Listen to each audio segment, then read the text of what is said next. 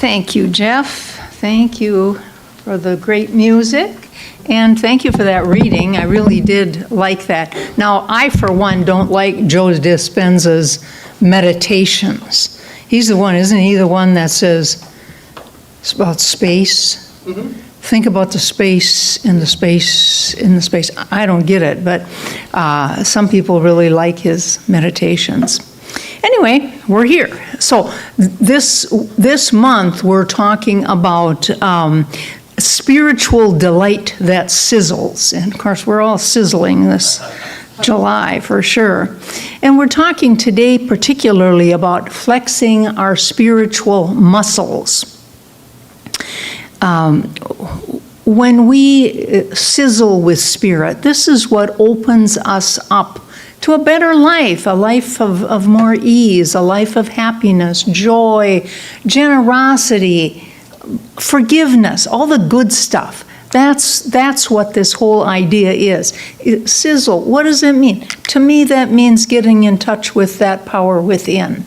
We have a creator, created everything and everyone, and that very creator experiences life in, through, and as its creation. That's what makes us sizzle. And that's what we can call on anytime, anywhere, to enhance our life for good. And this is what my purpose, I think my purpose in life is, just to share this simple philosophy with anybody that's open to hear it.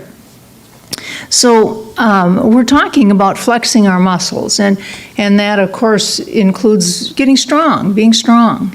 And what's the one thing we probably have all heard of in the Old Testament about Samson? Remember the strong man? And the story goes, he's an Israelite, and he was the big weapon against the Philistines. And I searched a little bit and said, how can one man be a weapon? Well, he wasn't the leader of the army, but he was guerrilla warfare. He'd go and he'd do these raids and he'd attack these people, and they were all afraid of him because he was strong and he could really beat up on people. And the point made in the stuff I read was that this strength was God-given. It was a blessing to him. And where did he get his strength? His strength was in his hair, his head of hair. And, again, was this a real, we don't know, but it doesn't matter because it's a good story that we can use for our own learning, our own edification. So the Philistines thought, if we could only find out the source of his strength, what a great thing. We could get rid of him and it would be a lot easier to come up against these Israelites. So what do? They get Delilah, the beautiful enchantress, and they send her into the camp to talk to Samson. She says, Samson, what makes you so strong? And he kind of knows he shouldn't tell her, so he makes up these stories. He says, well, if I were tied with 7 fresh bowstrings, not yet dried, I would be rendered weak as any other guy. And he told her 2 or 3 or 4 different stories like this, just made them up to kind of get her off the track. So what did she do? Every time he told her a little secret like that, she tried it on him. Put him to sleep, tie him up with these bowstrings, whatever they were, and realized that he was not being truthful to her. Now, wouldn't you think Samson, after the first time or the second time or the third time, would say, I'm not sure about this Delilah. I don't know if I should trust her. And then I thought to myself, and I was pretty judgmental of Samson. I thought, what an idiot. And then I thought to myself, when I was younger, think about it. Have you ever had somebody wiser, older maybe than you, say, Joanne, do you think that guy might drink too much? Do you think that guy is irresponsible? Do you think he's got enough DWIs? Think about what you're doing. Is this who you want to spend your life with? Oh, yeah, I sure do. Sure do. I can change him. So I've kind of forgiven Samson because I think, I think we've all done things that it just doesn't seem to make sense, and that's what Samson was doing. And finally, it says in the Bible, his soul was vexed to death. She nagged him to death. And finally, of course, then he told her, well, it's this head of hair I've got. If I didn't have this, that's where my strength comes from. Well, she puts him to sleep, however, and calls in the Philistines, says, take him, he's yours, he's not going to have any strength. So they did. They take him, pluck his eyes out, of course, take him back to prison in their camp, put him in this place where he what do they call it, runs a grist mill, harnessed to a grist mill to grind grain. You've seen them in the movies, right? That's what they do. And so that was his fate. Well, these Philistines weren't really that brilliant either, because they didn't realize his hair would go back. So maybe this is a myth, maybe it isn't, I don't know. I got my own opinions on that. So his hair is growing back, he's doing the gristmill thing, he's tied up, and the Philistines are having a party. They decided, we're so good now, we can beat these Israelites, this is great stuff, let's have a party. So they go into this temple, and they're having a lot of revelry, having a good time. They said, let's bring Samson in here and make fun of him and mock him. Wouldn't that be great? So they bring him into this temple. They tie his arms to two pillars that hold up this temple. And Samson, blind as he was, but he had his strength back, and he took his arms and he said, God, remember me and strengthen me. Pushes those pillars apart. Temple comes falling down, kills everybody, including himself. So isn't that a lovely story? What a nice bedtime story to read to your children. And yet, it isn't a nice story. It's gruesome. And yet, many of the stories in the Old Testament are gruesome. I mean, I remember the story about God was mad at somebody, and so he opened the earth and swallowed up 20,000 people. I mean, stuff like that. It's like not real pleasant reading. So there was this little boy in Sunday school, and they were studying this story about these people that were picking up sticks. They were gathering sticks to build a fire to cook their food, and it happened to be the Sabbath. Well, picking up sticks on the Sabbath is a no-no. That's working, so they weren't to do that. So God said through Moses, you got to punish these people because they're collecting sticks on the Sabbath. So sure enough, they took those people out of town, stoned them to death. The little boy thought, boy, that God is kind of mean that way. He's kind of unforgiving kind of a God. Then a few weeks later in Sunday school, they're studying another story. This is from the New Testament, and it's about Jesus' disciple, and they're picking corn on the Sabbath. That's a no-no too, because that's work. And they were picking the corn to eat, didn't matter. And the Pharisees go to Jesus and they say, your disciples are picking corn on the Sabbath. That's really a sin. And Jesus said, the Sabbath was made for man, not man for the Sabbath. And of course, this is God speaking through Jesus. And he understood. He thought it was okay for his disciples to pick some corn. And when the little boy heard that story, he said, boy, God sure got nicer in his old age. From the Old Testament to the New, and it's true. In the New Testament, we hear more stories about love and forgiveness and stuff. So one of the first places we're going to start is we're going to be talking about focus. Holmes wrote in his Science of Mind text, he wrote, we are strong only when united with life, and that's life with a capital L, like God.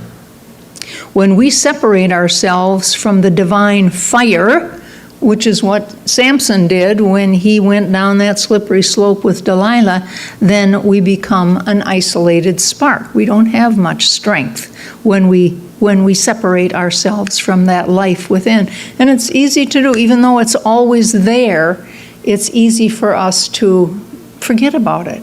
Just forget that we have that power within. So today we're going to be talking about 3 things to make us spiritually strong. One is focus, one is discipline, and the other one is deliberate choices. So we're going to start with this focus. And Jesus said in Matthew, he said, the light of the body is the eye. If therefore thine eye be single, thy whole body will be filled with light. In other words, focus. Focus on what it is you want in your life.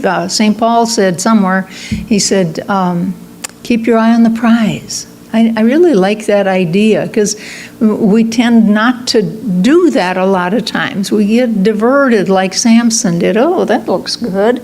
Go this way, go that way. And so it's important for us to stay focused.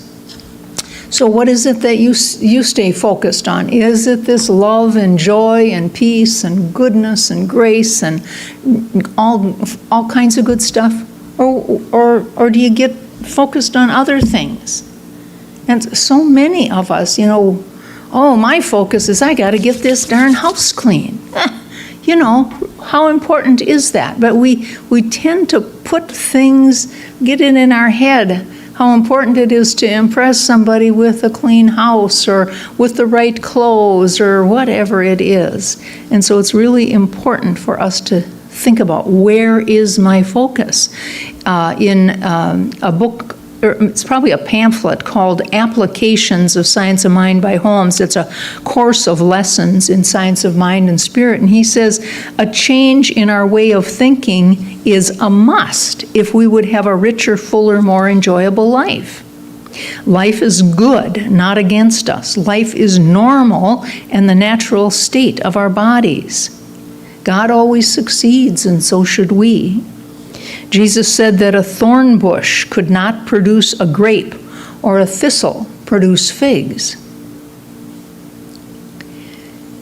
Neither can thoughts of hate create a life filled with love, nor thoughts of limitation provide a life of plenty. What are we focused on? Charles Fillmore, the founder of Unity, said, put yourself into conscious unity with the all-knowing one through the power of your thought and your word, and you will gradually become mentally open to a world of causes which you never before dreamed. Put your mind on the good. Keep your eye on the prize. Holmes reminded us, he says, whatever you put forth in your thoughts and your expectations, etc., keep those things that you would like to come back to you. I mean, that does take a little thought, it takes a little discipline, because so often our thoughts go astray. But keep your thoughts positive and constructive, things that you would like to come back to you. And in order for that to happen, we need a little discipline. One of the descriptions of discipline is this: carrying out a resolution long after the mood has left. And certainly reminds me of what happens around the first of the year. Let's set these resolutions. I'm going to lose weight. I'm going to get in shape. I'm going to do this. I'm going to keep my house clean. I'm going to call my mother out. Whatever it is, we make these resolutions. Well, the second week in January, you can hardly get into a gymnasium because everybody's on these treadmills. They're working out. They're getting in shape. Go in March. You can have any machine you want. People have that's gone by the wayside. So what we need is discipline. I think there's quite a few studies that talk about 3 weeks or 21 days to establish a habit. And once we do that, then it kind of makes different pathways in our brain. So we really want to strive for discipline in what it is we're shooting for in our life. Holmes says, get more backbone and less wishbone. And I think we do a lot of that wishbone stuff. And I think that's what happens with our New Year's resolutions. They're really wishes instead of real honest-to-God commitments. So we often do what Samson did. We get vexed to death. We make a commitment, and then all these other things, this nagging of, why don't you do this, why don't you do this, come into play.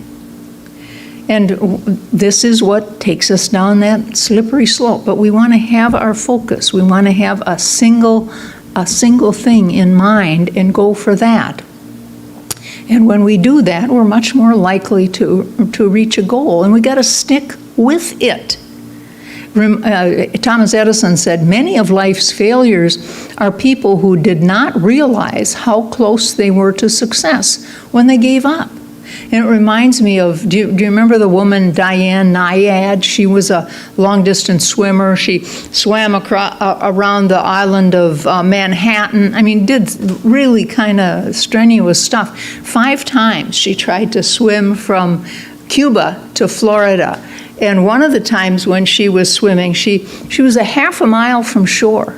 Half a mile from Florida. She said, pull me up, get me out of this water. I'm not going to do any more. They pulled her up and they said, Diana, you were half a mile from shore. She said, I know, but it was so foggy I couldn't see. If I could have seen how close I was, I probably could have made it. But for Diane, she tried again, and she eventually did succeed in that. So we need spiritual focus, keep our eye on the prize, and we need discipline. We need to stick with it, not give up. And then that combined with deliberate choice, and that's what Sue was reading about this morning. Samson made a choice. He chose to reveal his secret to Delilah. And we all do that from time to time. There's a 19th century German poet and philosopher Goethe, and he says this, I have come to the frightening conclusion that I am the decisive element. It is my personal approach that creates the climate. It's my daily mood that makes the weather. I possess tremendous power to make life miserable or joyful. I can be a tool of torture or an instrument of inspiration. I can humiliate or humor, hurt or heal. In all situations, it is my response that decides whether a crisis is escalated or de-escalated, and a person is humanized or dehumanized. If we treat people as they are, we make them worse. If we treat people as they ought to be, we help them become what they're capable of becoming. I got to get a Kleenex. You may have lost a button, but you don't want a runny nose, do you? Excuse me.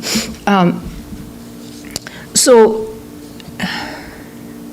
this idea that we sometimes have more capability than we think we have. And there's a story about a woman who was a teacher, and she was given this class, it was in the fall, this class, and she got this piece of paper with all these numbers on, and she assumed that they were IQs.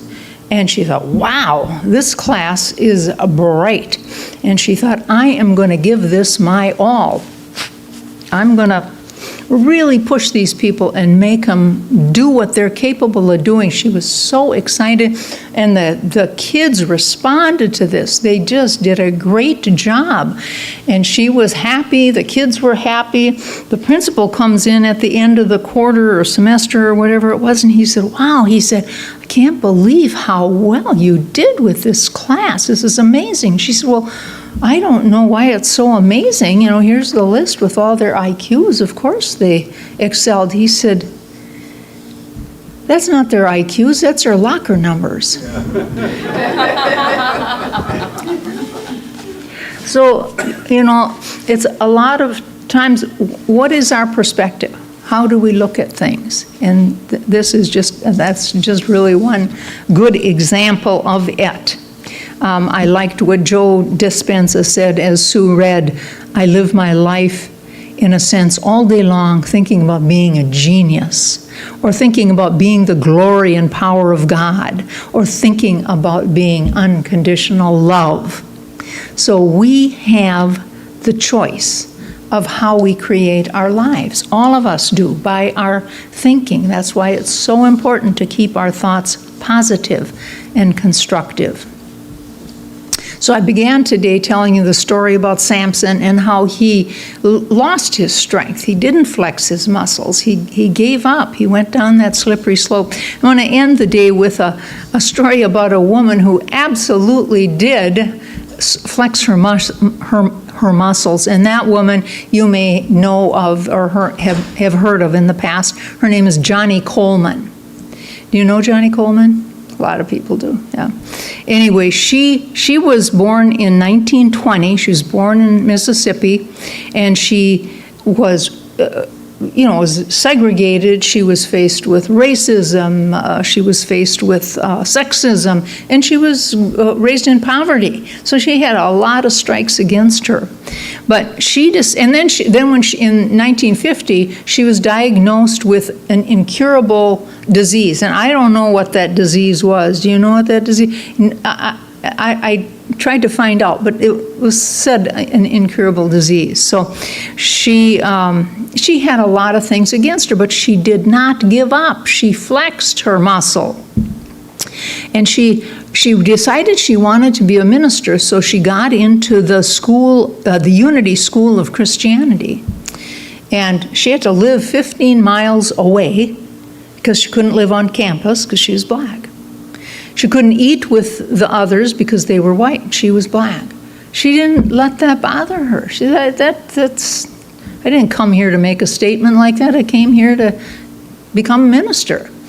And she did get ordained, and she went to Chicago, and she started the Christ Universal Temple, which is still going strong. She had thousands of people following her, black people, white people. Everybody loved her. She was very successful. And why?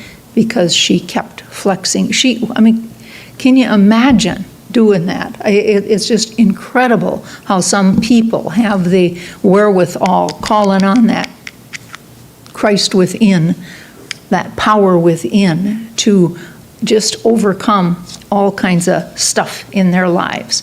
So she showed us how we can flex our muscles, and I would encourage all of us to think about this summer doing some muscle flexing, not just this summer, but hereafter. The more we do it, the stronger we get, the more likely we're going to do it. So I would like to invite you to join me in a spiritual mind treatment, which is simply an affirmative prayer.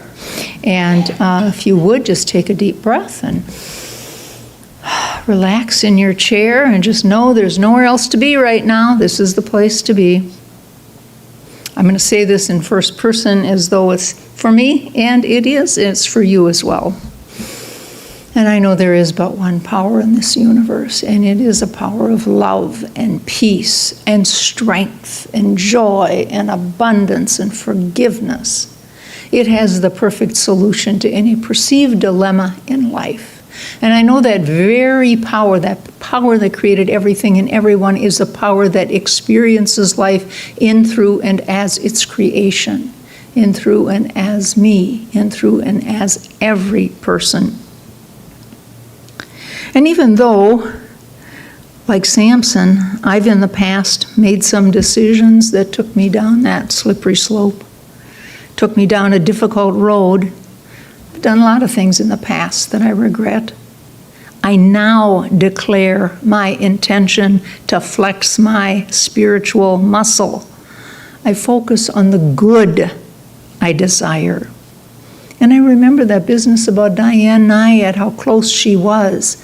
I stick with it. I'm disciplined in my efforts to do what is to do for me. I stick with it. And I make deliberate choices. I remember to create my day by visualizing the good I desire. Keep my eye on the prize. And I'm grateful that this is how life works, that it is done unto me as I believe. I release these words now to the law for perfect manifestation. So it is.